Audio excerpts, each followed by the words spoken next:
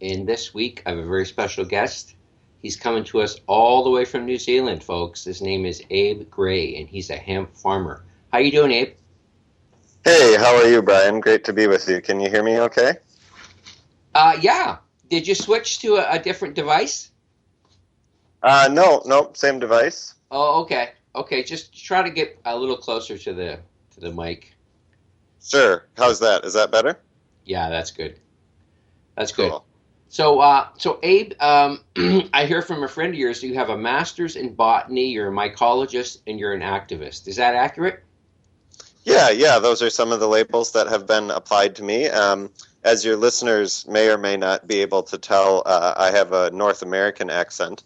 I'm originally from Minnesota, in the U.S., but I've lived here in the South Island of New Zealand for about 13 years, and I came here to study botany, and I hold an undergraduate Bachelor of Science and a Master of Science in botany from the University of Otago in Dunedin, New Zealand. But I've also been a lifelong, or my entire adult life, I've been a cannabis law reform activist looking for legalization. I thought I would find it in New Zealand, and I thought it would never happen in America. And 13 years later, it looks like I was wrong on both of those counts, but we keep fighting. Well, I mean, you must have done something right if you got a hemp farm going. Well, it's interesting because, it's kind of opposites in New Zealand and America. In a lot of American states, you can get access to cannabis under various regimes, but it's totally illegal to grow hemp. But in New Zealand, it's legal to grow hemp, but cannabis is totally illegal in any other form. So varieties that have been approved and consistently test under 0.5% THC are legally allowed to be grown with a special license in New Zealand. So you have to apply to our Ministry of Health and our Medicines Control Agency, which is really strange for an agricultural product. But they treat it as a drug, and they make sure that you have very low THC and that you're of good character in the sense that you pass a police check, and you can't have any convictions relating to cannabis on your record. And then for about $1,200, you can have the special privilege of growing low THC hemp. Do you have to walk on water too? What's that? Well, yeah, almost. We're having a drought here, so water is an issue, but they really do make you jump through a lot of hoops, and because of that, not many farmers are participating in the industry. There's really only a handful of active license holders here in New Zealand, and most of them are struggling to figure out what they can even do with the end product, and those that have are in large part exporting their seed to Canada. The other Oh, I lost you. food. So I just lost you for a sec there, Abe. Can you go back a bit? You're talking about trying to export the product to Canada and places like that. Having a problem with the connection here, folks. Can you hear me, Abe? Oh, I've lost Abe here. Okay, Abe, I'm going to drop you. Hopefully you can hear me. And I'm going to call you right back. Yeah. Sorry, folks. It's funny because before the show we had no issues. Are you back, Abe? Oh, yeah. Sorry, I'm not sure what happened there. What was I talking about when you lost me? Oh, well, it was a little while ago. You're talking about the issue of trying to sell the product, and you said you're selling it seed to Canada, and then we lost you. Sorry, say that again. You were selling seed to Canada, then we lost you. Yes. And the reason for that is because it's illegal for humans to consume hemp seed in Australia and New Zealand. Australian customs and New Zealand customs have demanded essentially that hemp foods be banned for human consumption because, at first they said it might affect people's drug tests. And then when that was refuted, they said, it would send the wrong message to children. So we can produce hemp seeds, but we can't process them into any human food like granola or nut bars. But you can have that in Canada. Even places like the U.S. and Canada, where cannabis is federally prohibited, you're allowed to eat these foods. So the few farmers that have stood up here and Oh, we're having a problem with the connection here again, Abe. form.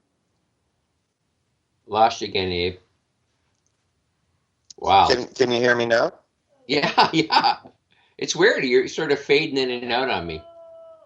Okay, well, I'm trying to get as close to the router as I can. I'm not sure what the issue is here, but yeah, really sorry about that. Well, Um, yeah, no. Normally, this is the case with our program because we're Revolution Radio. We're the guys that are trying to make things right, and there's a lot of interference on Skype. I find that I rarely have a problem before the interview, and then during the interview, things happen. Yeah. Okay. You still there? Abe, I can't hear you again. Okay, folks, I'm going to have to try to call him back again. Sorry about this bad connection. See if I can get him back in here.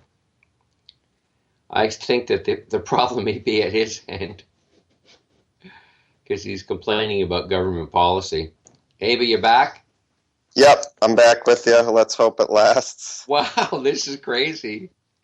Absolutely, it isn't usually this bad. Usually one or two drops, but you're dropping every minute here. Okay. Well, I'm just going to hold absolutely still, and we'll see if that works. Okay, so we're talking about the contrasting situation with this hemp seed. And Yes, in North America, you can't grow it, but you can eat it. In New Zealand and Australia, you can grow it, but you can't eat it. yeah, that makes a lot of sense, eh? Not really, but yeah, it's these sort of structural barriers that have prevented the industry from growing here in New Zealand. And more conspiratorially minded people might say that that was by design, but at least they allow it for those of us who are prepared to jump through those hoops. So how long have you had your hemp farm, and how many acres do you have under cultivation, or whatever you call hectares? Well, like I have never actually grown hemp myself prior to this season. So I'm a botanist and a long-term cannabis activist. But most of my botanical research has revolved around native New Zealand plants and conservation. Oh, What I've done in the past, in my capacity as an activist, I have advised quite a few license holders just in terms of them getting through those hurdles of getting the actual license and getting the plants in the ground. From a botanical perspective, I've learned a lot about plant cultivation and given other people advice for higher THC varieties in various jurisdictions. So I was really coming at this, as a cannabis enthusiast in general, and we wanted to remedy this situation in New Zealand of having the legal right to grow hemp, but no one making use of it because it's too difficult. So another organization that I'm involved in is... oh, you're breaking up a bit here, Abe. I have to say that again. Just as you got to the organization name, you started to break up. Wow. Sorry, folks. This is unfortunate that I keep losing my guest. Oh, I just dropped right off. Let me try him again. He's going to come back here in a sec, guys. It doesn't seem to be a problem connecting with him initially, but hanging on to him, that's been a challenge. Big time. Holy Hello. cow. You were just going to say the name of the organization you're with, and you dropped right there. Another organization I'm involved with is New Zealand's first and only cannabis museum.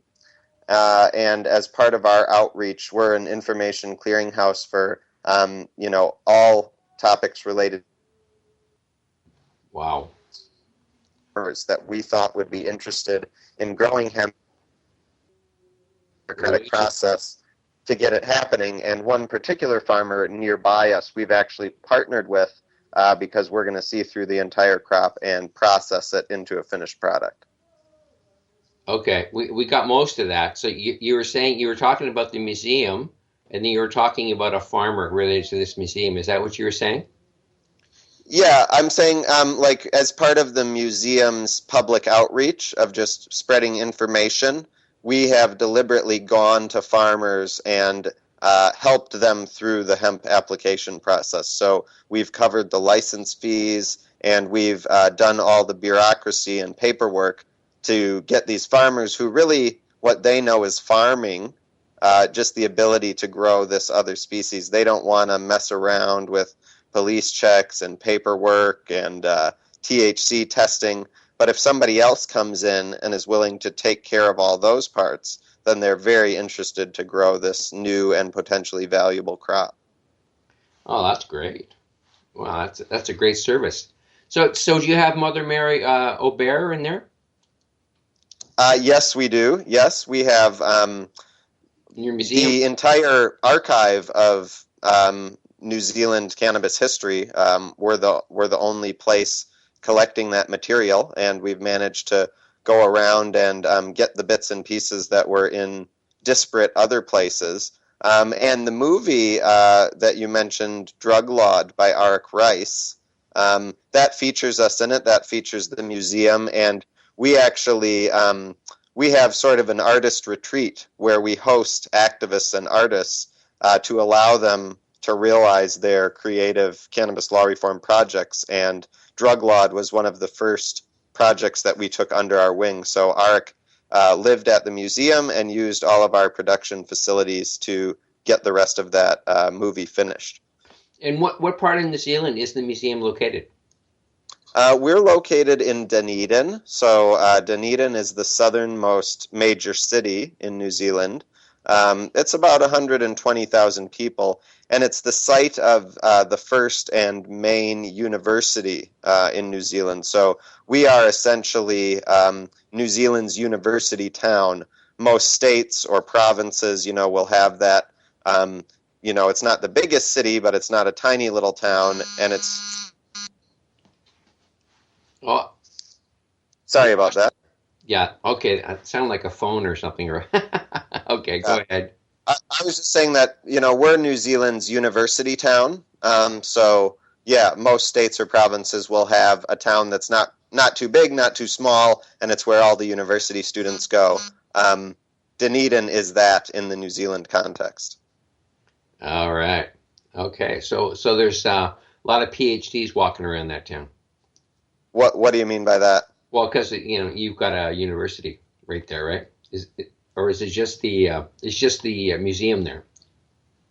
I thought you said you had a university there as well. Yeah. The main thing happening in Dunedin is New Zealand's main university. Yeah.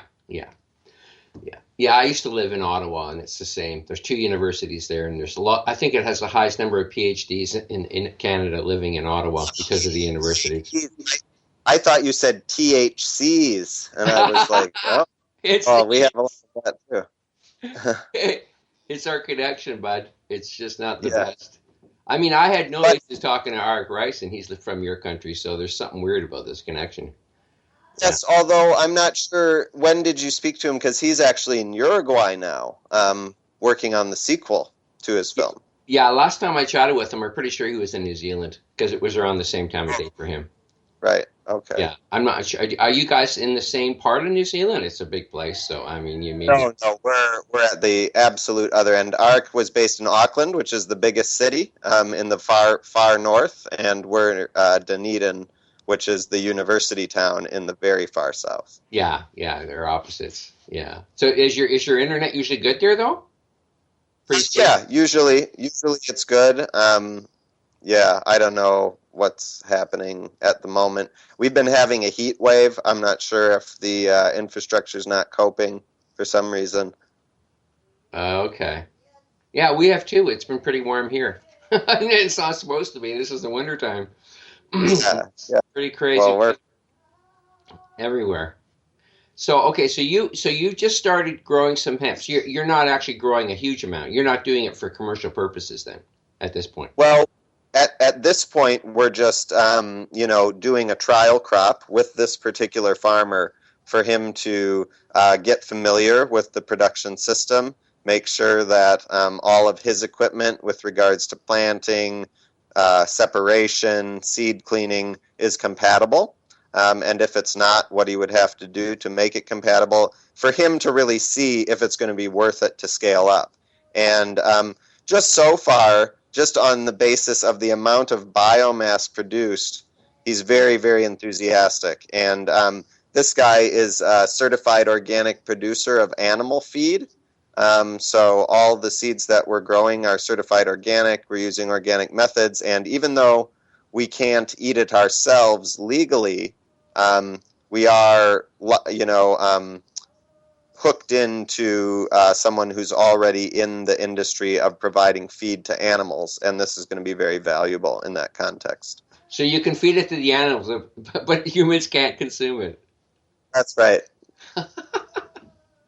Wow. And so we can import products, like we can export hemp seed to Canada. That seed can then be produced into a nut bar or a granola or, dehulled or whatever, and then can be shipped back to New Zealand. But if we, re-import it and sell it, it has to be clearly labeled for animal consumption only. Yeah. The regulators, they love to create jobs in the government. I mean, that's part of the problem. I consume hemp powder here, a protein powder. It's awesome. Yes, right. And we, there is a protein powder product available here, but you can only use it for your horse or your dog legally. I mean, the people that are selling it, they have to say that. And, if any individual consumer picks it up and, redirects it to an illegal use, that's them committing an illegal act, not the producer who in good faith was selling it for animal consumption. So you can't go into a store and say, I want some hemp protein because it's the best protein, easily digested. Well, you can say that my dog has arthritis and I would like some hemp protein. But, you can't eat it in front. If you ate it in front of the shopkeeper and they continued to sell it to you, then they would be, participating in your illegal activity. So my protein might be from New Zealand, the seed. Yeah, it's unlikely because the infrastructure here is not, robust enough to support large-scale processing and export. The powder that we buy is imported from Canada. But like I said, we export most of our seeds to Canada, so it might be some New Zealand protein powder mixed in there. Great. Okay. So let's get into one of the main reasons I wanted you on was to talk about the incredible variety of uses of hemp and why I think well, I'm sure you agree, it's the miracle plant on this planet for humans, and that there's almost every need that we have almost can be met through hemp and its variety of species. How many species of hemp are there? Well, there's only one species. There's academic debate in the botanical community about how many species of cannabis there are. Some people say there's two, indica and sativa. Some people maintain that there's a third species, ruderalis. But in reality, from a biological perspective, there's a lot of different ways to define the word species. But for what you and I would, understand from a lay perspective, there's really only one species of cannabis. And the only other species that's close to cannabis is hops. But within that species of cannabis, there's thousands and thousands of individual varieties, which is just like roses or, any ornamental flower. They're all the same species, but when you breed them over time and you select for certain characteristics, they start to diverge from each other and look a bit different. But their DNA is all still similar. It has genes, all the same order. It's possible for them to breed together and make fertile offspring. But when you keep those genetic lines isolated, then you get the strains that all cannabis consumers are familiar with. So hemp is just a very low THC strain of cannabis. And according to the New Zealand government's legal definition, the only thing that separates a hemp plant from any other cannabis plant is its ability to come in on a chromatographic test below 0.5% THC. So by definition, hemp is just really crappy strains of weed. Okay, that's how it works. Okay, and so it's basically cannabis then is considered the species name, and hemp is Yes, one of cannabis. variety of cannabis. Yes, and hemp is just, traditionally hemp meant all cannabis plants. And when they were originally banning cannabis, they referred often to Indian hemp, because in India, the varieties that were chosen and selected were used medicinally for their drug properties. So, humans came into contact with the species Cannabis sativa about 10,000 years ago. Some of them used it for its intoxicating purposes in their religion and in their medicine. And they kept keeping the seeds of the strongest varieties and kept cultivating. It got stronger and stronger over time into drug cannabis, or what has been called in the past Indian hemp. In other cultures, for some reason, that knowledge was lost at some point, or migration occurred where they didn't have access to it and then maybe regained it. But for whatever reason, they stopped being interested in it for its medicinal and spiritual properties, and were solely using it as a utilitarian industrial fiber for sails, for canvas, for clothing. And in fact, the word can. Oh, we lost you there, Abe. Can you hear me? For fiber, You're breaking up again, Abe. could get longer, stronger fibers. They weren't paying any attention to how strong it was when you smoked it, or if it, helped you communicate with their primitive gods. And so when you don't pay attention to those characteristics, eventually they're lost. The drug effect was bred out because more energy was being directed toward the fiber. And that's how you get hemp. They just diverged geographically when different groups of humans were cultivating them for different purposes 10,000 years ago. Okay. You broke up a little bit. I think we got most of that. So the hemp one with the strongest fiber. I think I just lost him again here, guys. Just a sec. We'll get him back. I wanted to ask him about the industrial uses for hemp. Domestic uses. Hopefully we can get him back here. Wow. I've never had such a bad connection. Can't be back. Oh, thought I had him. We're going to have to do a new connection here, folks. Sorry about this. Yeah, I'm not sure what the issue is today. I've never had such a bad connection.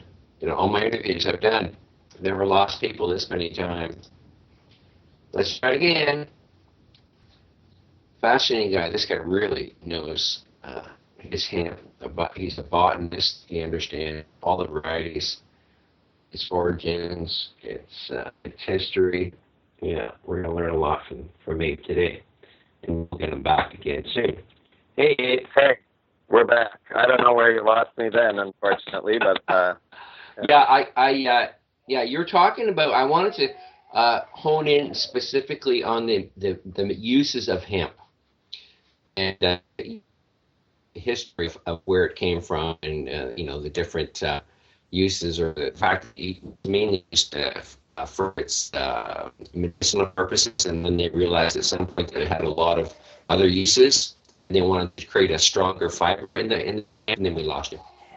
Oh, and actually it was probably the other way around. They probably realized that it was useful as a fiber, and then as a byproduct of that, discovered its intoxicating properties. But Okay. the point that I was making is that, this is 10,000 years ago, with very geographically separated human populations. And one group was picking only the ones that were the strongest drug, that were giving them the most medicinal and spiritual effects. And another group far away from them was picking the plants with the longest and strongest fiber, and they weren't paying attention to how strong the drug was. So over time, you ended up with these varieties, one that had very low THC and grew very quickly and made a lot of fiber, and one that stayed short and produced very strong drug, had high THC, and that's how you got the divergence between drug cannabis, skunky stuff, and low THC hemp. Okay, so there's a correlation then between the hemp that it grows taller and faster is the one that has the less drug in it. I guess is the main ingredient the THC. Yeah, and that's not always going to be true, but as a general rule, the more energy the plant is putting into its fiber and its stalk, the less energy it's putting into those flowers and those trichomes that contain all of the cannabinoids. So if you're growing a tall, lanky plant that doesn't have very many buds on it, that's more useful for fiber. And over time, if you're not paying attention to how strong it is, then you're going to save seeds of plants that aren't very strong, and it's going to lose its potency. Whereas if all you're using is the buds, and you keep picking the seeds from the strongest buds, and you keep growing them, then those buds are going to get stronger and stronger in terms of THC. And that breeding by humans is what selected all of the different strains that we know as cannabis consumers, including all the different strains of hemp.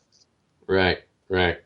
Okay, so let's get into the uses of hemp outside of medicinal, and we all know that from my show with Arik that cannabis used to comprise half of the medicines on the planet up until like 100 years ago, and but now we've gotten away from that, unfortunately. But just the actual fiber hemp, what are the many uses that it's good for?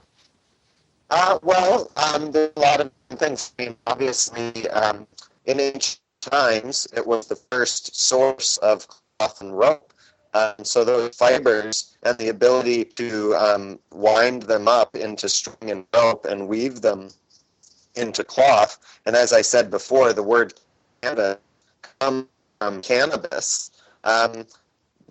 We wouldn't have human civilization. I mean, what differentiated us from hunter-gatherers was, clothing ourselves and, setting sail really enabled the modern, expansion of humans all around the globe. And the earliest civilizations wouldn't have had rope for rigging or canvas to make sails. They would have just basically had little works that all close shore, and they would have been able to cross the seas. And all of the original, globalization, international trade, maritime commerce, that characterizes ancient history was all enabled by cannabis in the form of hemp, the rope for all sails of the world's navies, and the cannabis. So much so that, the British Empire wars over access to hemp in order to maintain their naval superiority. And the Empire under the Tsar, with all of their vast tracts of land, they kind of held a monopoly on hemp. So if you look back at some of those ancient wars involving the Spanish and the British and the Russian Empire, the geopolitics of that really surround hemp as an industrial commodity. It would be the modern equivalent of the wars being fought for oil in the Middle East today. Wow, that's pretty interesting. I had no idea. Yeah, so it used to be that valuable. And couldn't these other nations grow hemp? Why were they after the Russian hemp? Well, exactly. And, colonization was really a drive to seek more land to be able to grow hemp. Okay. The British, the Spanish, they had limited land area. If they could find other fertile colonies, then they could plant hemp in vast acreages, and they wouldn't have to rely on their limited land area or getting it off the Russians. One thing that drove the colonization of New Zealand is a natural fiber that occurs here that we call flax, but is very different to what people on other continents would know as flax. But the British actually saw that as a potential strategic alternative to hemp, and that's the only reason why they ever colonized New Zealand in the first place. Otherwise, it would have been too far-flung, of no real economic value, and they would have just left it to the natives. So hemp was the very first industrial commodity, and the original industrial revolution that enabled people to clothe themselves and sail around the world was actually driven by hemp.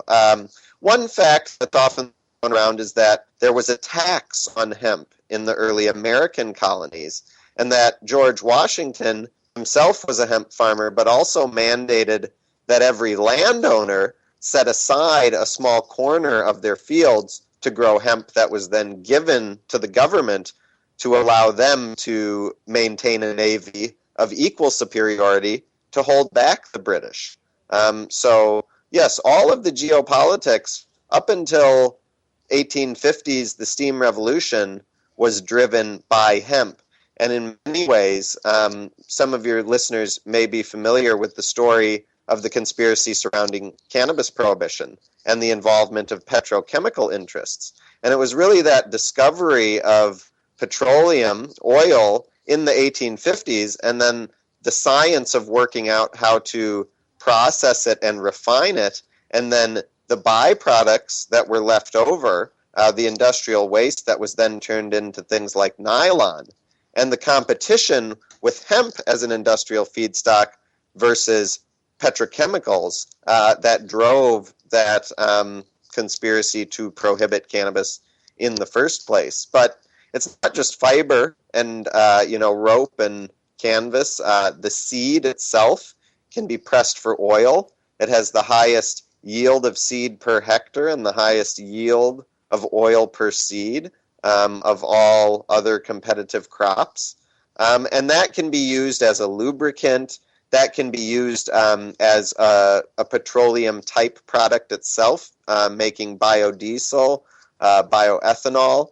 And the fibers can also be used in composites like plastics. So over 100 years ago, Henry Ford built a car entirely out of hemp plastics that was so light it required very little fuel to run, but the fuel that it did use was biodiesel made from a hemp seed.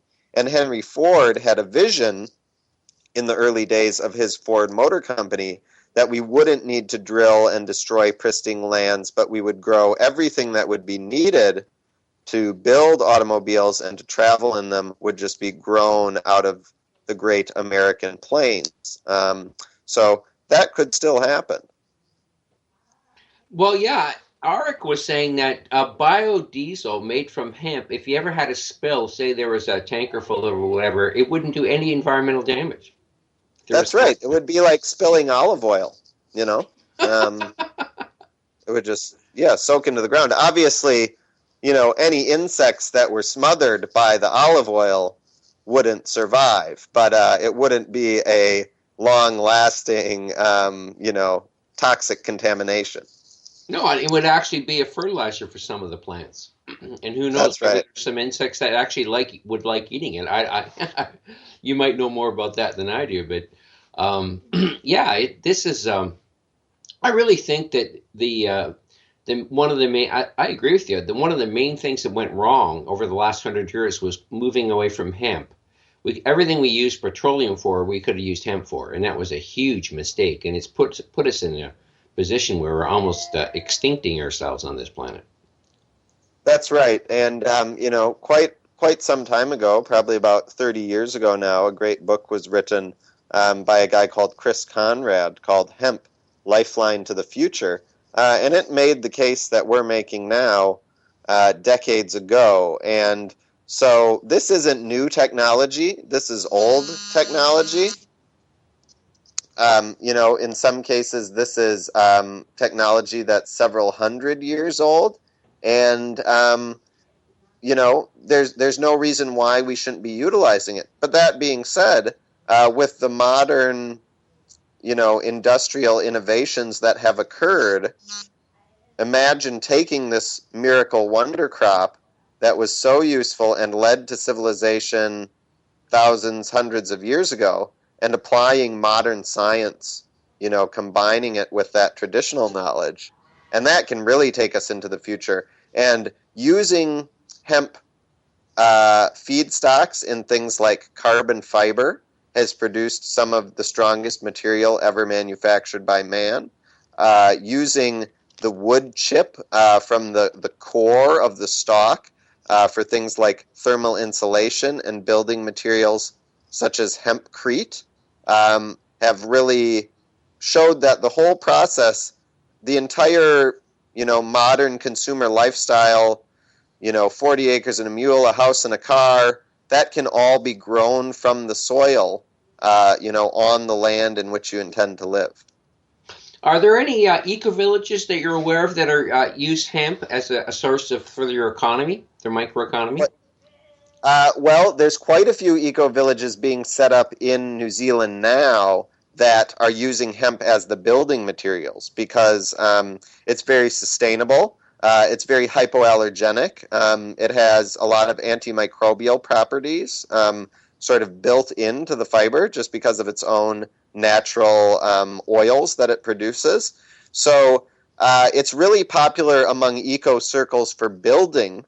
But as I said, there's all these structural barriers to the actual cultivation of it, so much so that, the processing infrastructure isn't really here. So you'd have to have quite a large area to make it, economically viable in the first place. And you would have to own all of the harvesting and equipment yourself to be able to get the most out of it because there's not a large industry in New Zealand where this infrastructure already exists, unfortunately. So that's why we're trying to encourage more farmers to grow it because if there's 10 or 20 legitimate farmers who have a crop at the end of the year that they want processed, then the traditional sort of agricultural investors, other farmers will say, hey, there's a market for this machinery to process this feedstock, to dehull the seeds,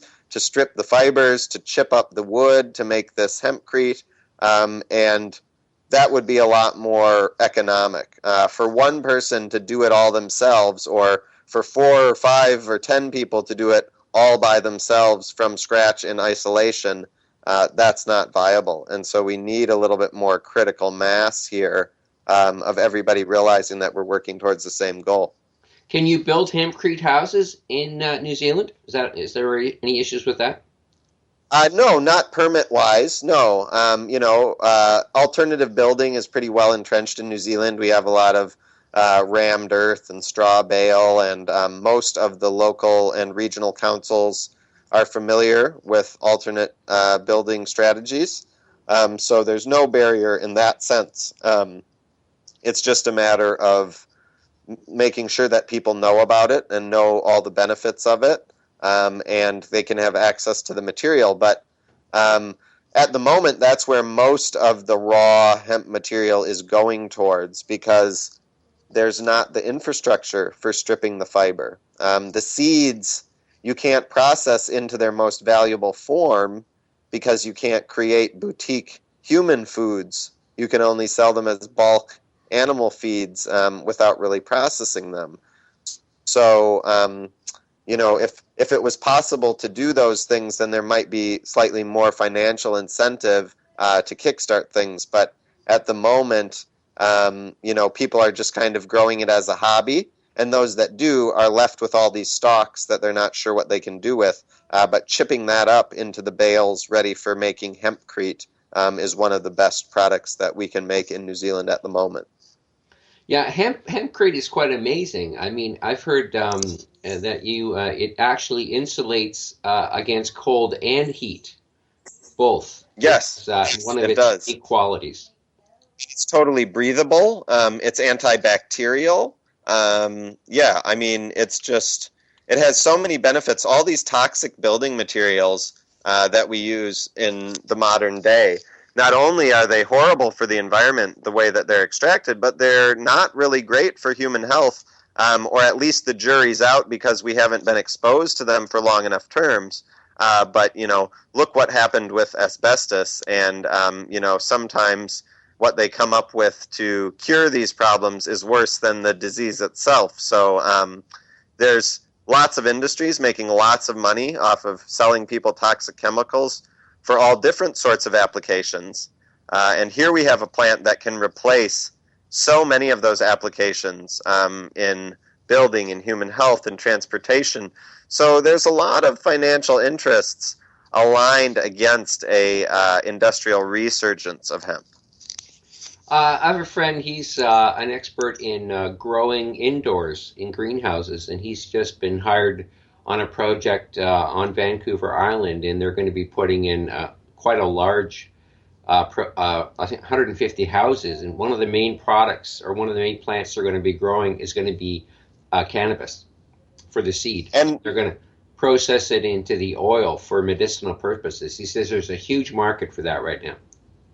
And is this kind of anticipating changes that Trudeau's going to make, or is this something that would be legal to do today? Oh, I think it's legal right now. Yeah, this whole project did not come up because of Trudeau's change. I think it's legal. It's like a medical thing. Yeah. It's been illegal now for quite some time to use hemp for medicinal purposes, even to smoke up. It's been legal for a long time. I think for like 10 years maybe in Canada. Right. So it's the medical market they're trying to take advantage of. That's the main thing. And I guess the oil can be used for topical functions for different types. Even on cancer, it's supposed to be very effective. So I think a lot of the naturopaths are using it. And again, as long as you're using it for medicinal purposes and not trying to get high with it, it's okay. But I think that's going to change too soon. They're going to bring in government structured system where you can actually purchase cannabis, probably from maybe a special store. Maybe they'll start a cannabis store like they have LCBO here. They control the selling of liquor and beer. They have their own government-sponsored stores, and they make a lot of money off them.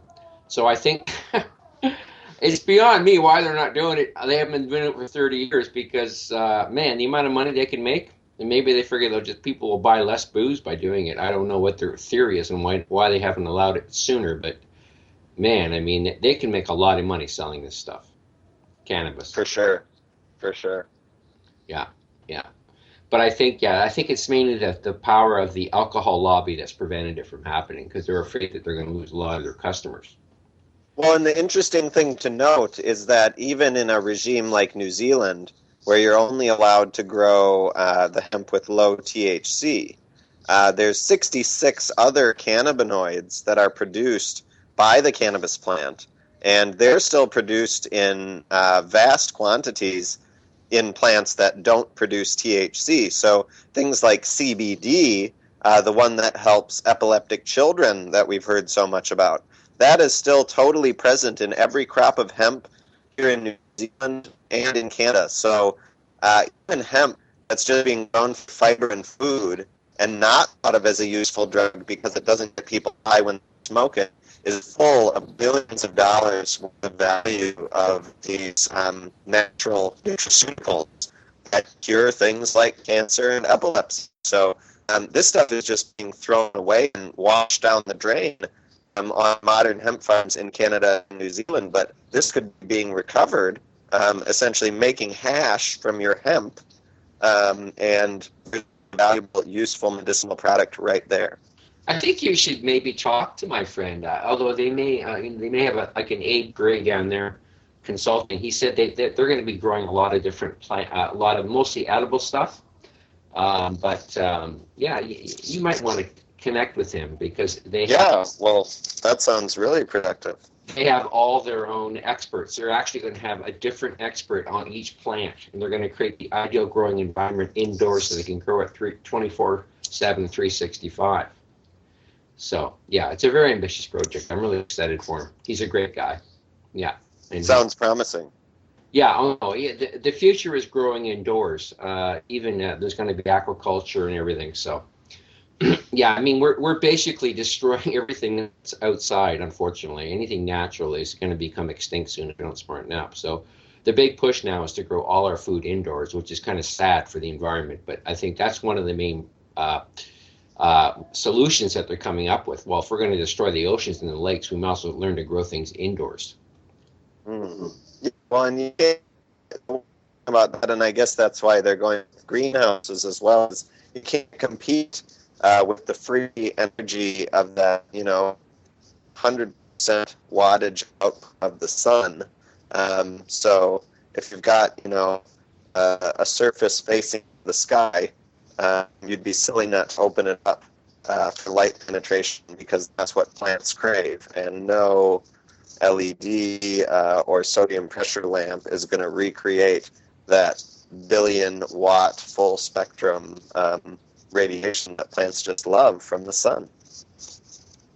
Yeah, yeah, and they're also going to have special lights and stuff too. Like I said, there's this guy knows every trick in the book to make things grow. Yeah, yeah. So yeah, you definitely should talk to him. I'll look you if you don't if you're okay with it. I can give him your contact information. One of the main functions of my show, I Am Nature, is to create connections because it's natural for humans to be connected. And in this new, unfortunately, in the new age of separateness that we created in the last 100 years, 200 years, this capitalist system, monopoly capitalism, we've sort of lost the ability to connect. So one of the things I've done is I've made connections between people. And you wouldn't believe the things that have come out of these connections just over the last year or so. The projects have developed or in plan to be developed. So I think you might find your meeting my friend Tim Butts is going to be very, very enriching for both of you.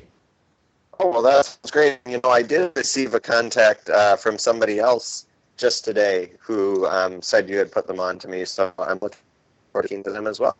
Oh, good. Maybe from my postings about the show. Potentially. Yeah, yeah. Oh, that's good. That's good. Well, that's what I'm here for. I mean, the solution to all these problems is bringing the great people together.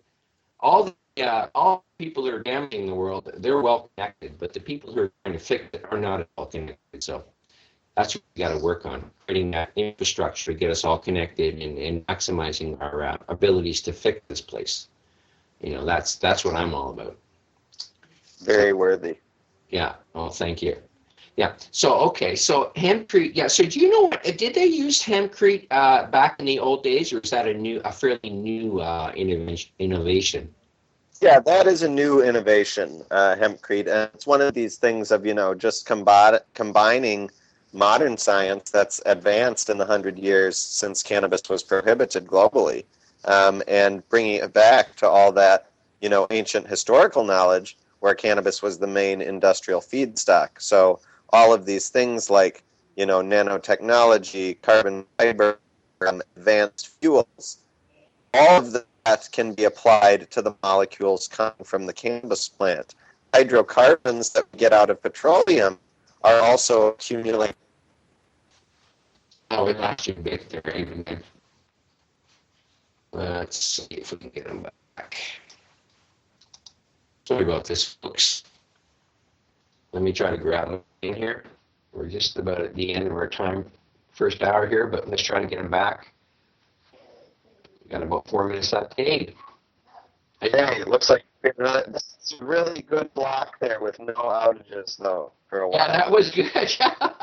We got about 4 minutes left here. So you were talking about the combining modern science and technology with hemp when we lost it. Yes, and so basically, when it comes to modern industrial products, you have things like hydrocarbons that we get out of petroleum, but you can extract those out of the oil in the hemp seed. And things like cellulose, which are these really strong chains of carbon, like carbon fiber, you can get those out of the stalk of the hemp plant. So all of these advanced materials that we're familiar with today, you can extract the pure molecules that you need to make them from the hemp plant. So we can use modern science to break down the hemp plant into all of its constituent parts and then use that as the feedstock to rebuild our modern world instead of, digging all of these materials out of the ground and, ruining the environment and corrupting third world governments.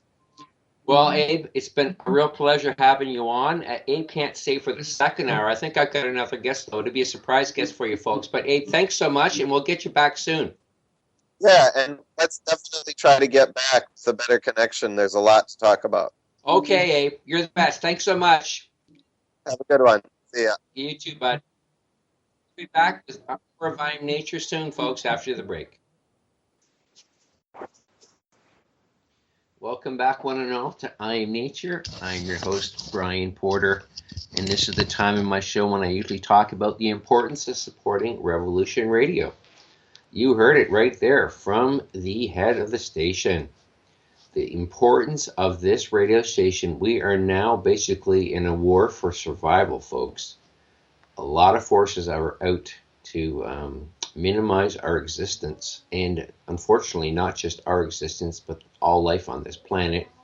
We have to get involved, we have to be active, and the first place to start is by supporting this radio station, because we have all the issues covered. 90 shows, 2 platforms, pretty much running 24/7 every day of the year. So there's a lot of people putting in a lot of effort to keep you informed of the vital issues and things like the standoff there in Oregon. So, I mean, we really, really need your support. We have to come together.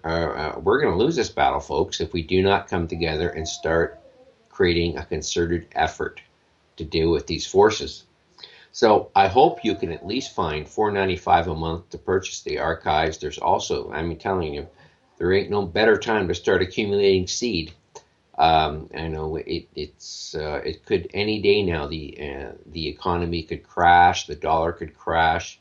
I mean, we are in extraordinary times here, folks. So get some seed too. I would strongly recommend that as another good way to support the station. We have 4 or 5 different seed packs. So, anyways, getting back to my show, Abe Gray unfortunately couldn't stay for the second hour. Duty calls, life calls. He's a busy guy. He's got he's got a young family, and he couldn't quite stay. But we're going to get back on for 2 hours, probably in a month or two. So we'll get more into the issue of hemp and cannabis. And he's really, I didn't realize that he was that knowledgeable on the actual botany of it all. So. It's going to be great to have him back. But in the meantime, I had a friend of his, Art Rice, on not that long ago, and I'm just going to pick up the interview that I had with him, and it's on a related topic. It's about his new movie, Drug Law 2, and if you go to his site, druglawd.com, you'll see the links to Drug Law 2. You can support it. You can purchase this film for $4.20. It's an amazing film, and you can learn about where he is now creating a second film, Drug Law 2.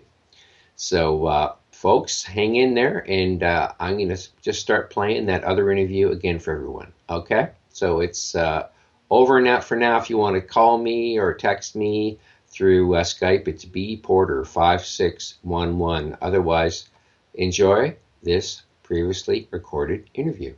That everything was just ever so slightly askew. Do you have over the course of 6 years, and I'm quite happy with the way it all came together.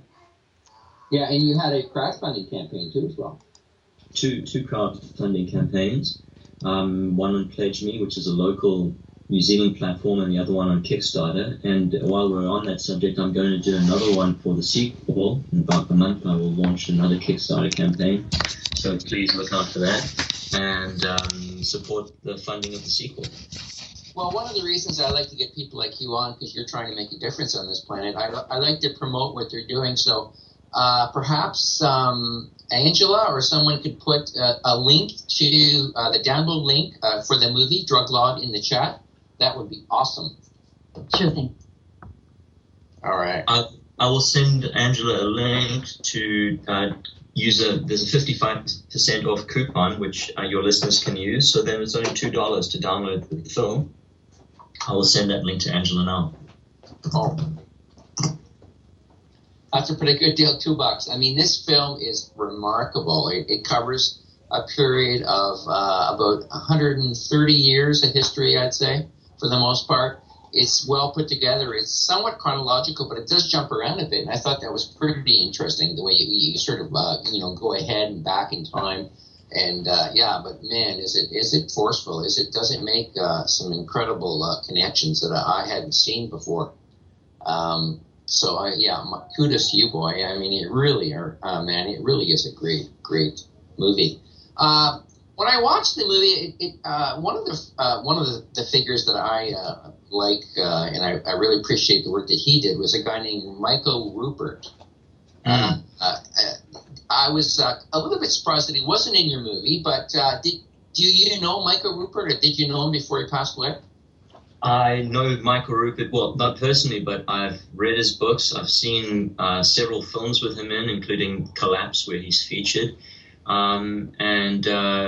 His story is incredible, especially the connection with the drug war and how the CIA tried to recruit him into their drug operations. I'm firmly in the camp that says the biggest single drug organization on this planet is actually the U.S. government by way of the CIA.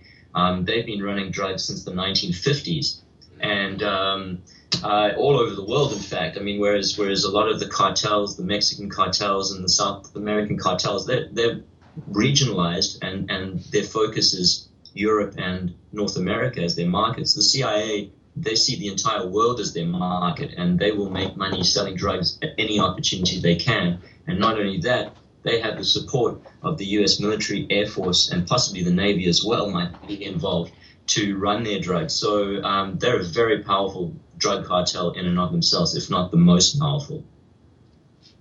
Yeah, it's one wing of I see it as one wing of the military-industrial complex. The drug trade is. I'm sure it's a huge revenue generator for them, and it's not only do they steal all this tax money to do no good, but they have all this illicit money coming in. It's quite the scam. Unbelievable. But what was I going to get to? You were talking about Michael Rupert? Oh, Michael, yeah. What an amazing man. He did so much, and unfortunately, he's left us. But man, he really laid it all on the line there with his confessions about being approached and having such a high level of security clearance. And he's one of my heroes, one of my modern heroes, no doubt about it. Do you believe his death was suicide? Well, what do you think? I saw a few videos about it. There was quite an extensive one, I think about 25 minutes. The chap who was boarding him, letting him live on his land and whatnot, seemed to believe that, it was. That he had decided to, he'd spent enough time in this on this plane of existence. He'd seen enough corruption, and I guess he decided to just move on. But what's your view on that? I haven't really looked into his death too closely. From what I understand, yes, it probably was a suicide, which is unusual because when many of these whistleblowers die, it's under the most extraordinary circumstances and is still ruled as suicide, as was the case with Gary Webb, who wrote Dark Arts, which exposed the drug ring that Michael Rupert was approached to join. Gary Webb was shot twice in the back of the head, and it was a suicide. So I don't know how somebody can shoot themselves twice in the back of the head. It's not possible, but nevertheless, the coroner ruled his death inflicted. So, there's so many suspicious deaths around these kinds of whistleblowers. It wouldn't surprise me if Michael Rupert was executed in a similar way, but I had to look into it. Yeah, no, there's a very good video about it on the internet, because I too was a little bit skeptical, and I completely agree with you. I mean, you can't shoot yourself twice, you can't stab yourself in the neck or shoot yourself with a nail gun 7 times, like a lot of these bankers are being taken in. There's a lot of mafia-style hits going on, folks, everywhere on the planet. But I think I remember Michael, we used to chat a lot on Facebook, and I used to encourage him to get be dark. I used to follow a guy who had a site who was basically, the purpose of the site was to chronicle the end of the planet. He had pretty much given up on humanity and on the planet. So when you follow that train of thought, it can lead you in that direction. So that's kind of why I thought it was an accurate report. But that's people. But the important thing about Michael Rupert isn't the way he passed on. It's the fact that he did such an incredible job enlightening, especially the alternative news media about what was really going on. And he had integrity beyond almost anyone who's lived. I mean, he went through a lot of death. There were a lot of death threats made against him. He ended up living in Canada because he was poisoned with radiation or some sort of nuclear radiation that I think gave him leukemia or something of that sort. So he had gone through a lot of trauma in his life. He was a fighter up until the end, at least. So I give him all the kudos in the world, and it's a tough story to follow. It's pretty depressing. I mean, the drug trade is basically, I see it as a way of controlling people. That's one of the main purposes for it too. Sure. Well, originally the drug laws were meant to control the unwanted and undesirable elements in society. During the early 1900s, Hindus, Mexicans, blacks, specifically jazz musicians. Jazz music was seen as satanic by the original drug czar, Harry Anslinger. He even used that word, satanic, those words, satanic jazz music, in a congressional testimony in 1937 in order to get support for the Marijuana Tax Act, which was the first federal prohibition of cannabis. He was saying that these satanic jazz musicians would smoke cannabis and give it to white women who would then fall under their spell and want to have sexual relations with them. It was really preposterous stuff, but people had no idea that the internet at that stage. There was no public libraries with extensive books on cannabis for people to read. So they just bought into it, knowing that he was talking about cannabis because he was referring to marijuana, which was a Mexican slang term. Actually a very obscure Mexican slang, and it wasn't popular even amongst Mexicans. But people had no idea that he was talking about cannabis because he was referring to it as marijuana, and cannabis at the time was a very popular medication. So the only people who objected were the physicians at the time, and in fact, Dr. Woodward of the American Medical Association appeared in Congress to oppose Harry Anslinger's testimony, and he was told to shut up and sit down, and his objections were overruled, and the Marijuana Tax Act was passed. So we're still living with the laws that were crafted in the 1930s, in fact, even earlier, as early as 1906. And very little has been done to change it. It's odd that in the United States, where these laws actually originated and were subsequently exported to the rest of the world, there's been more done to repeal the laws there than in the rest of the world, which is still blindly following these laws. Yeah, there's been some recent light at the end of the tunnel, I'd say, but let's leave that for the end, because there have been some good effective changes in the laws in the U.S., and you can actually, there are states where you can actually buy it, cannabis oil and marijuana, or however you want to get it. I'm no expert in cannabis, as I was talking to you offline. I'm one of the few people I know that it has no effect on whatsoever. So I don't do any of it, but I'm all for people. The benefits are incredible, and the hemp plant in and of itself, to me, is one of the great wonders of the world, in my opinion. The uses are just unbelievably varied and positive for us as creatures of nature, which I believe we all are. But you know what? One of the favorite parts of the documentary is the beginning. And actually, you threw a little snippet in at the end, too, and I caught that during the credits, about this amazing woman, Mother Mary. Why don't we share that with the audience? Great clip. Sure. Well, Mother Mary Joseph Aubert, whose original name before she became a nun was Suzanne Aubert, was a French nurse who was trained in medicine during the Crimean War. So she was a very advanced in terms of medical, the most advanced healer in New Zealand at that time in terms of the length of time she had practiced medicine. When she arrived in New Zealand, she was carrying marijuana seeds with her because it was part of a kit that she had brought to the country, intending to plant botanical medicines to make medications which she then subsequently sold. These medications were the chief proprietary medicine in New Zealand at that time. She was exporting thousands of bottles of them all over the world. Many of them contained cannabis, which was the most popular medicine in the world at that time.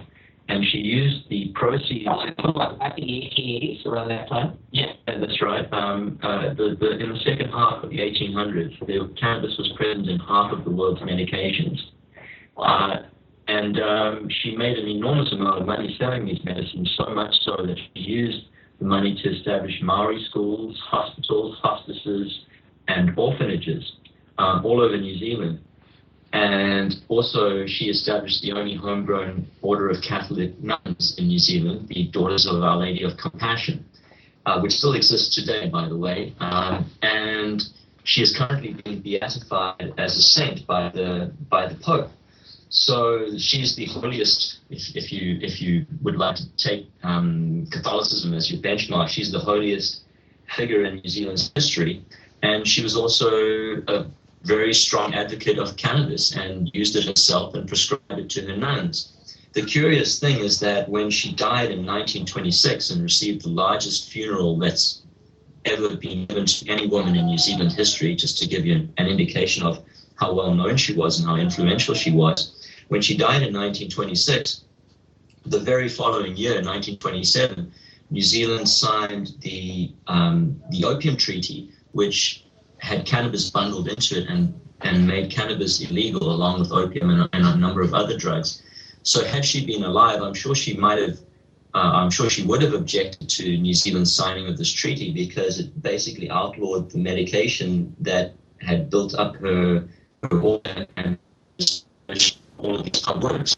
No, I don't think it's a coincidence that they waited for her pass to pass this law. I think it's to me it's an obvious correlation because she was as popular when she was doing like Gandhi or another Teresa of New Zealand. I think any opposition from her wouldn't have gone over well in the political realms. I'm pretty sure that correlation is pretty close. What you were saying off air as we were chatting before the show about the response of the Vatican to your and this fact that Mother Mary, one of her favorite medicines was cannabis oil. What did they say about that? Well, it wasn't the Vatican, but I would be delighted if the Vatican. It was the local New Zealand Catholic Authority released a statement saying that the film is inaccurate and there's no historical evidence to support what I contended in the film regarding Mother Mary. So I wrote back to them with all the references to all the books which cite Mother Mary's use of cannabis.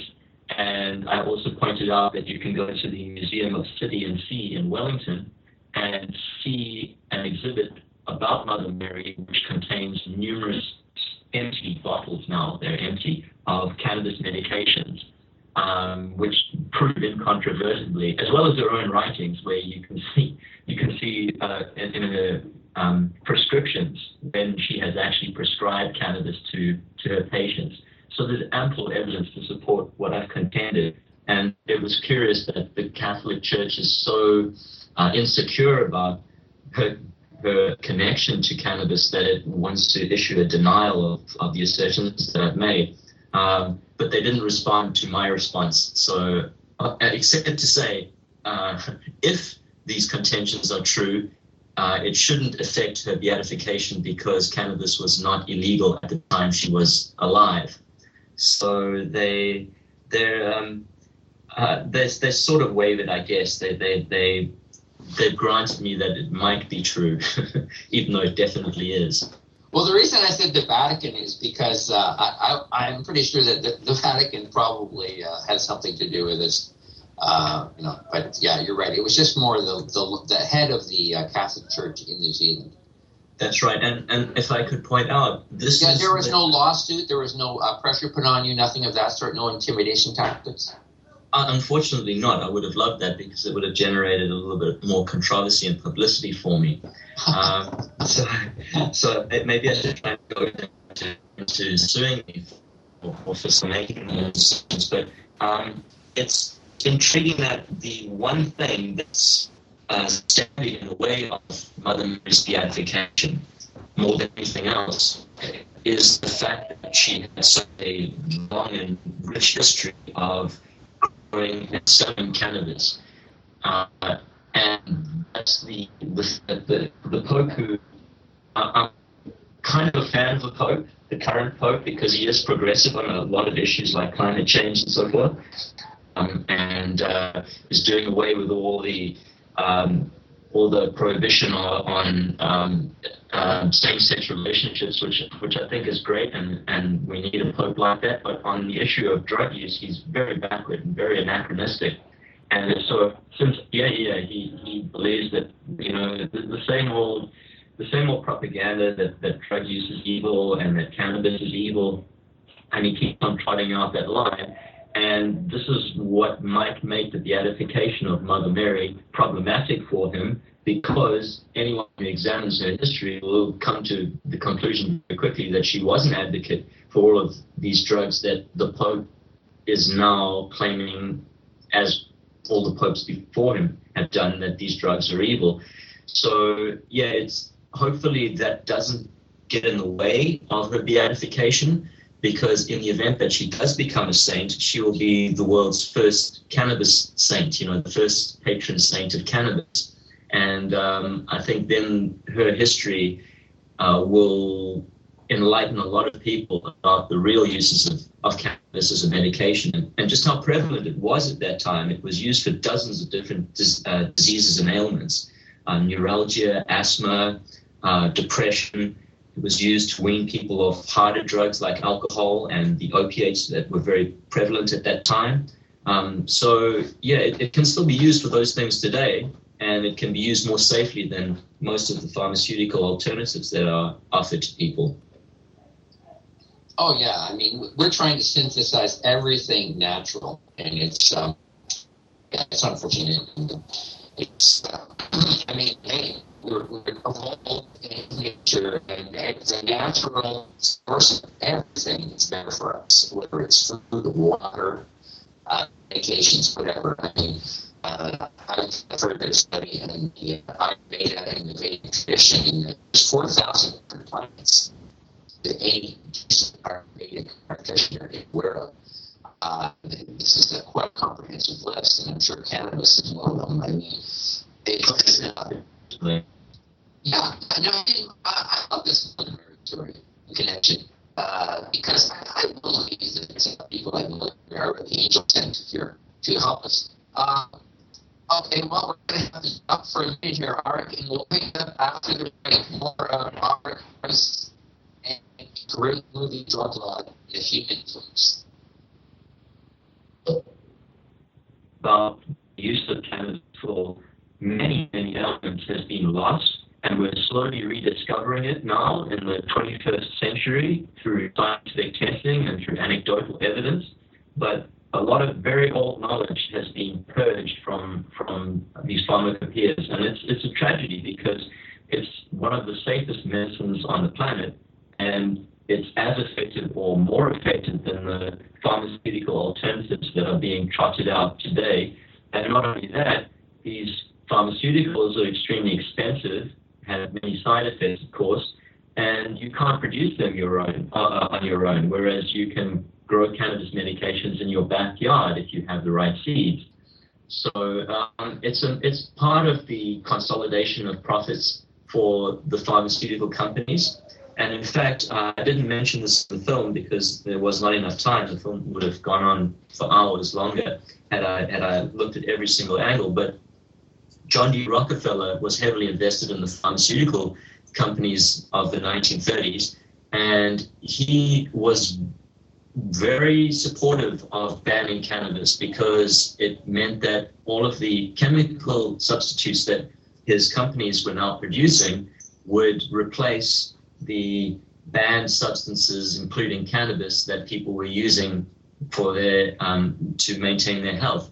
So there were a lot of profit motives that went into the prohibition of cannabis, not just medicine, but the paper industry, the cotton industry, the fuel industry didn't want hemp being used to produce biofuel, so a lot of rich men ganged up against it, and that's where the prohibition actually comes from. It was just convenient that hemp and cannabis are actually from the same family of plants, because hemp was the real target of the prohibition. And if there are no psychoactive properties to its so-called cousin marijuana, then hemp would still be legal, would have been legal throughout the 20th century, and we'd have a very different world to live in today, a very greener and more egalitarian world. Yeah, it was very popular for a lot of things, even beyond medicine. But you were talking about how they synthesized other types of medicines to replace the cannabis oil. And as you say, it was very popular in over half of the medicines that's prescribed back then. Can you give me some examples of synthesized copies or attempts to replace the power of cannabis? Sure, you've got Marinol, you've got Drabinol. Sorry, I don't know how to pronounce the other one. There's a couple of ones that are synthesized. Their molecular structure is very similar to cannabis, but they are lacking in the entourage effect, because when you distill cannabis from plant material, you have 60 plus cannabinoids that are present in various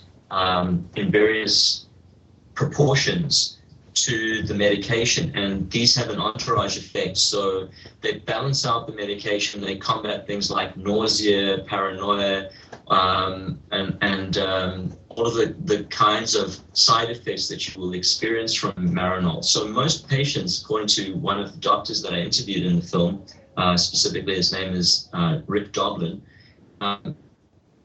patients prefer the natural products, whether it's an oil or just the plant material, which they can either vaporize, smoke, or eat. And the reactions to the synthetic versions of cannabis are generally quite adverse. So the preference is for the plant material, and that's why I think pharmaceutical companies are very scared, because if people had widespread access to cannabis, it would replace whole shelves of pharmaceutical medications that they might otherwise be taking. So I think what the pharmaceutical companies are trying to do now is to gain proprietary ownership over cannabis, either through genetic patenting or ensuring that however the laws are scripted, it will ensure that they have control over the dispensing of cannabis to whichever country that they're operating in. And I think we have to be very worried about that, because especially with the Trans-Pacific partnership which is being negotiated, which consolidates power in the hands of corporations, it means that we have even less say in what medications we have access to and how we're allowed to use them, and also less control over how much we need to spend on these medications. So yeah, we have to be very worried about corporate control over cannabis. In fact, Monsanto has recently patented the first genetically modified cannabis plant. Oh, you're kidding. Yeah, so So Monsanto is getting into the cannabis business as well, and that's exactly what we don't need. We don't need these multinational corporates controlling our drugs, whether we're using them recreationally or medicinally. I mean, it's one of the hardiest, fastest growing plants in the world, hemp, right? It doesn't need any help or any hindrance. It's almost immune to any sort of bacteriological or insect infection or what's the word? Parasitical kind of connection. Is that not true? Is it not an amazing plant, hemp? It's just incredibly resilient. That is true. It's the fastest growing biomass on the planet. So it outgrows weeds. In other words, weeds that may grow in a field of hemp will just simply die off in the shade of the hemp, which is just growing much faster. And you don't need herbicides, you don't need pesticides, you need very little water, and it doesn't denude the soil that it's grown in of minerals. So it's very beneficial for both the land, both for water consumption. It's a cleaner crop in terms of the absence of pesticides and herbicides. It's a question that you have to people worried about CO2. I'm not as worried about CO2 as I'm like doesn't matter anyway. It's a great sequester.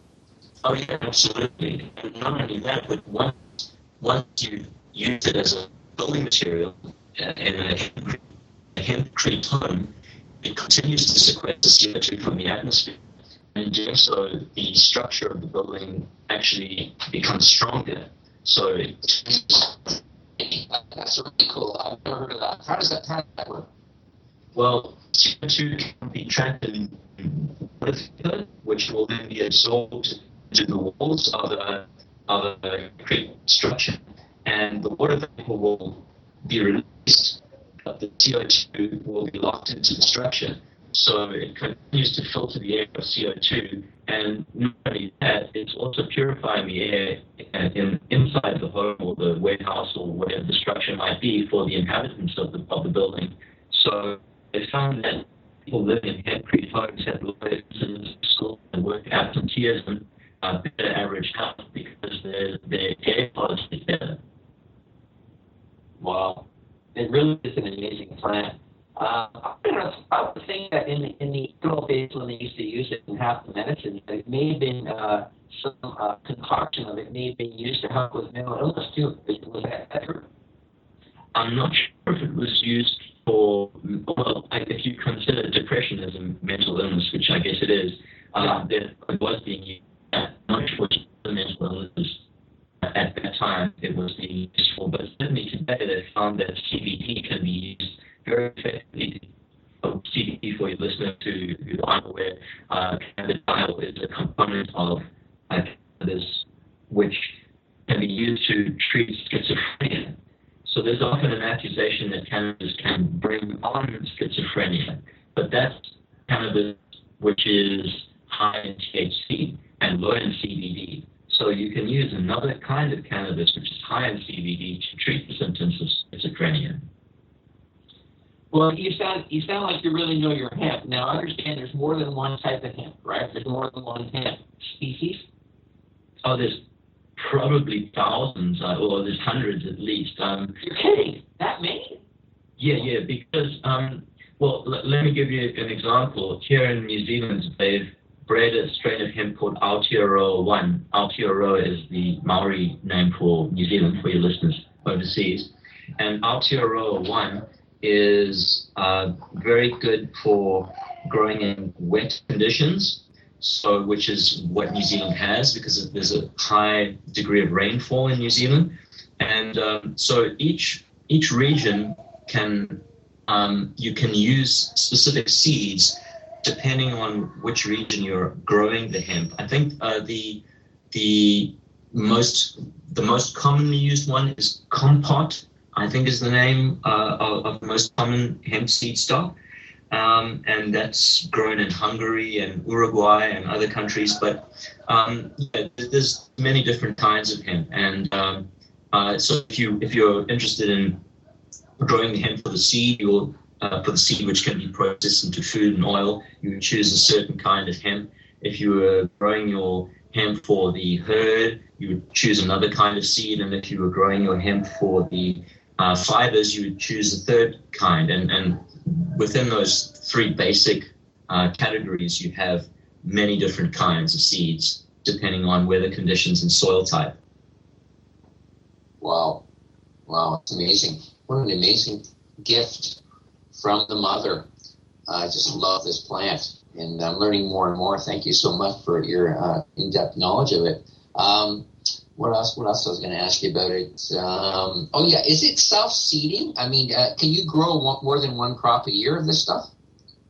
Yeah, you can. You can grow 2 crops a year. So the amount of, let's say, for example, you were growing your hemp to make paper. The amount of paper that you can obtain from, say, 1 acre of a hemp plantation is 4 times that what you would get from using the same land to plant trees.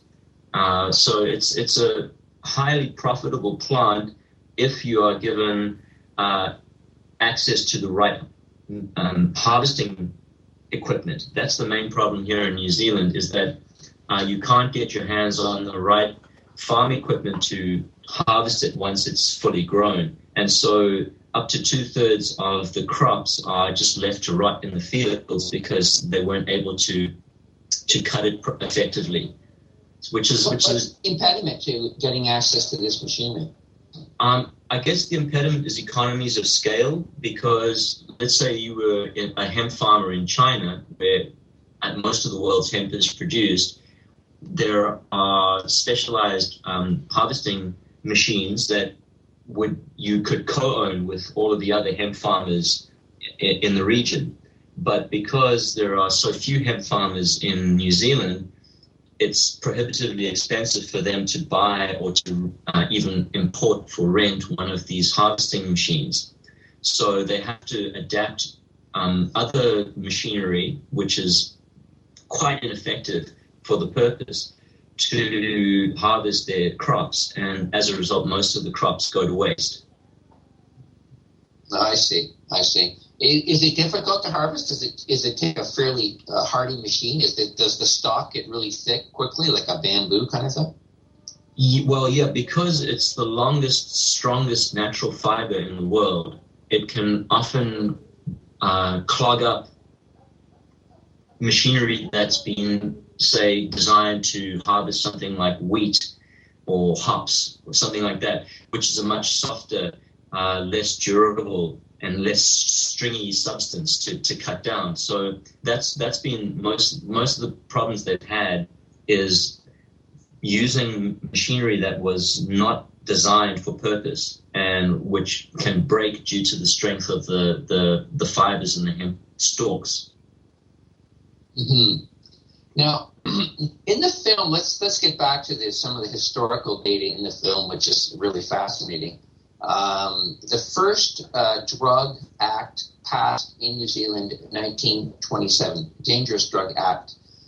Was this, and this was common, you're saying that the U.S. led this almost war against hemp and cannabis worldwide? It all started about this time? Yes, that's right. The U.S. and were the 2 countries which designed the Opium Treaty of 1925, and they used the League of Nations to force either directly or through most of the countries in the League of Nations, including New Zealand, to sign this treaty.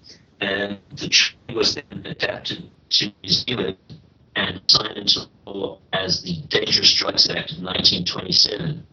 And it's curious to look at this 1925 treaty because the focus of it was not on cannabis, the focus of it was on opium, and cannabis was just thrown in there almost as an afterthought. But that doesn't mean that the laws that were then written against cannabis were not as forceful as the laws that were written against opium, because they were.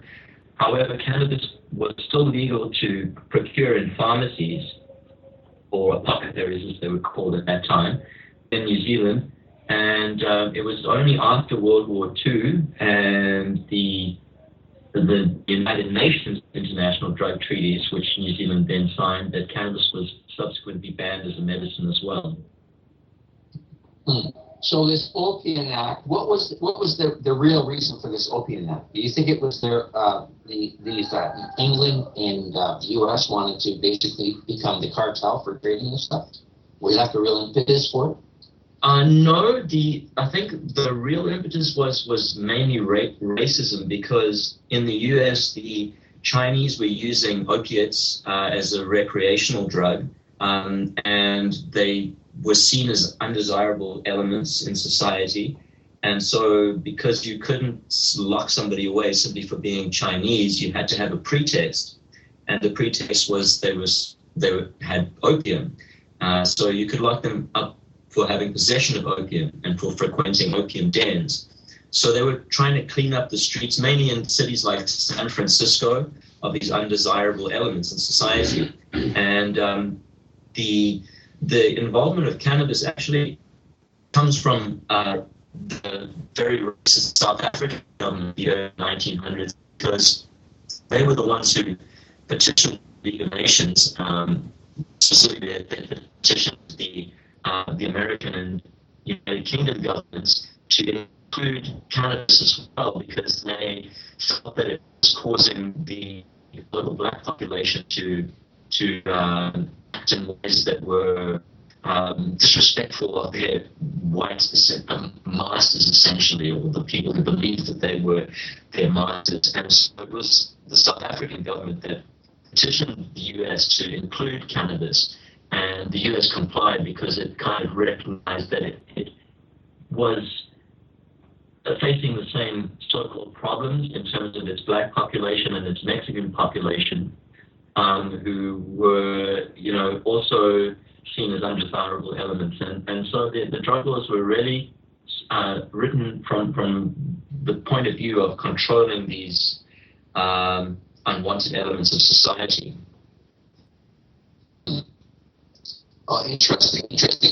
Yeah, I was actually going to have a break in a few minutes. I'll discuss the I'm not sure if you're aware of the fact that Canada averted being taken over by the U.S. in 1935 because of an opium, by making opium concession to the U.S. But anyways, opium definitely was, but opium, to my knowledge, used to also be a common medicine, right?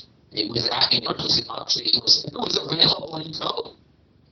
The bomb. Yeah. I mean, well, the curious thing is that even though there were all these treaties against opium, morphine was still used all around the world after that. But cannabis was actually more stringently banned. Yeah. Okay. We'll be back with Drug God, The Great Lead by Mark Rice.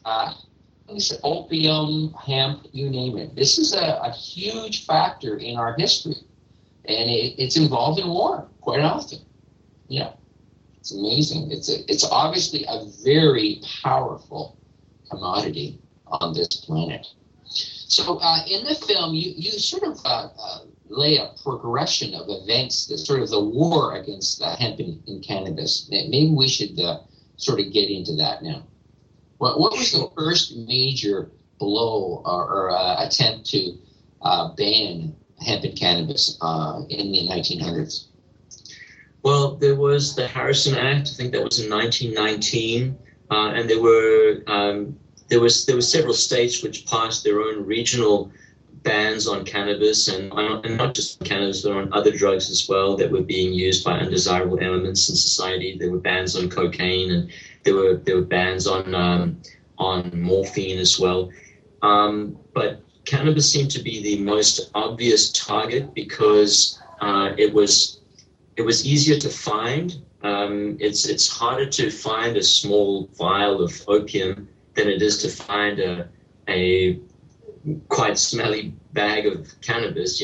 Cannabis gives itself away. People smoke it as opposed to which then creates its own odor, as opposed to, say, injecting or snorting cocaine or heroin. These are quite hard. These are harder to detect. And also, there's And so in order to round up these undesirable elements, the focus was mainly on cannabis. And more importantly, the focus was on cannabis because cannabis and hemp are essentially the same plant.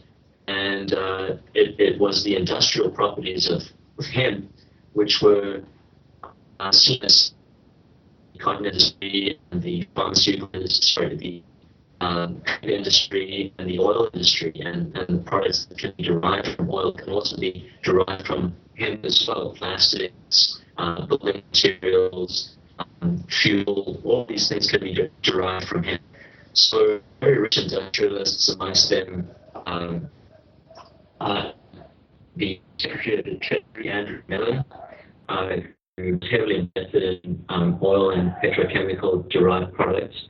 They decided to demonize this, the public mind. The term reefer madness was around by then. They claimed that the smoking of cannabis caused people to become murderously angry and to create conditions in which people would rape and kill and pillage and plunder. Of course, it was all untrue, but the propaganda was very effective, and there was soon a public outcry against the demon weed, and there was action when the 1937 Marijuana Tax Act was passed. And what did that deal with? What did that deal with? Well, the 1937 Tax Act was a way that it prohibited cannabis without the constitutional amendment. When alcohol was prohibited, it required the 18th Amendment, which was called the Volstead Act, to pass that law. So what Harry Anslinger did in 1937 is and Harry Anslinger, by the way, was the nephew-in-law of Andrew Mellon, the Secretary of the Treasury, and that's how he got the job as America's first drug scion. He was appointed by his uncle-in-law. And what they conspired to do was to say that you could legally possess cannabis or hemp as long as you had a tax stamp, which is where the term Marijuana Tax Act comes from. You had buy a tax stamp to make it legal for you to grow it and to possess it. However, the government simply didn't issue any of the stamps until World War II, which is when they rescinded the law in order to produce hemp for the Allied war. So from 1937, all kind of cannabis was effectively illegal. For a lot of years then. That's correct. So from 1940, when 1941, when the United States entered World War II and was now dependent on production for naval rings, to make parachutes, to make cordage, to make uniforms, and even flags were made out of hemp. So they then heavily endorsed the production of hemp, and U.S. Department of Agriculture released a film called Hemp for Victory, which you can see online today. Just Google Hemp for Victory. And in this film, they basically exalted hemp and asked farmers to grow as much of it as they could. And then as soon as the war ended, they reintroduced the Marijuana Tax Act and stopped issuing any of the stamps which you needed to grow hemp legally. Like a license? Like a license to grow? Yeah. Basically, it was a license to grow it per weight. So you would require a certain stamp for whatever amount of hemp you had grown or had harvested. And if you didn't have this stamp, which they were for the most part not issuing until 1941, you could go to jail. So it was a far cry from the time in U.S. history where you could actually pay your taxes with hemp. If you go back to the very first laws regarding hemp and cannabis, they so that it was during the time when England controlled the U.S. and for the same reasons they needed hemp to be grown for naval purposes principally, for the ropes and cordage sails, which were all made of hemp, and you were required legally to grow it. So that gives you an indication of how useful it was in not just economically, but in terms of its military and naval value. So the Brits wanted hemp to be grown in the U.S. That it was mandated to produce a certain amount per year, like a certain tonnage. That's right. And the practice from the time when most of the ships were, or let me put it this way, the practice before coal and oil-driven ships was that sailors would carry barrels of hemp seed with them, and wherever they landed, if they were likely to revisit that island or that country, they would plant the hemp there, and then they would sail away, hoping that when they returned, the hemp would have propagated and they could harvest it and then use the fibers to repair their ships and the oils to repair the sealing in the hulls of the ships. So it was vitally important to them. And also they would eat the seeds. The seeds are high in protein, have a perfect balance of omega acids, so they're absolutely ideal for human consumption.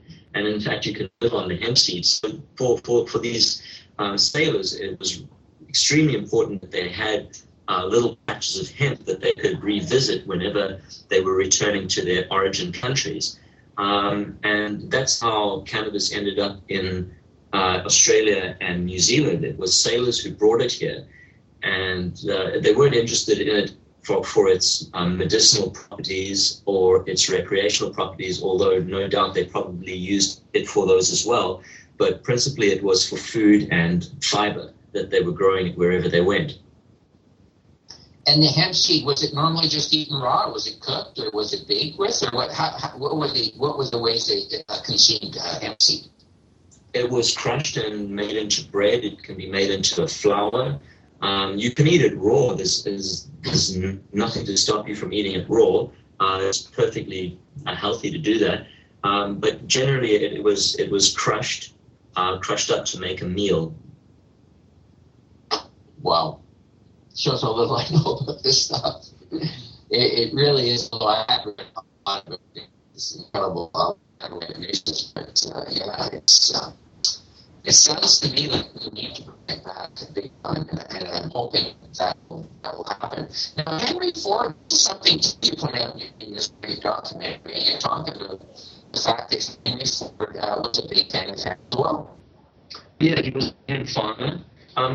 People don't know this, but Henry Ford actually grew up on a farm, and his vision was that industry should be based on agricultural production, not on mining, not on stripping, vast mountains and boring huge holes in the world to get the resource materials to build the products of modern industry.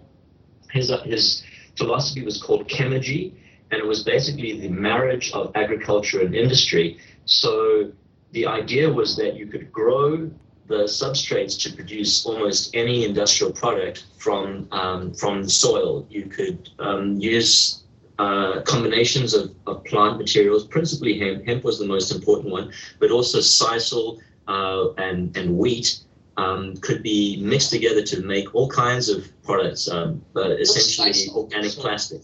Sisal, I think, is a tree, and you could mix these together to form bioplastics, and these bioplastics would be the building blocks of modern society, basically of the modern world.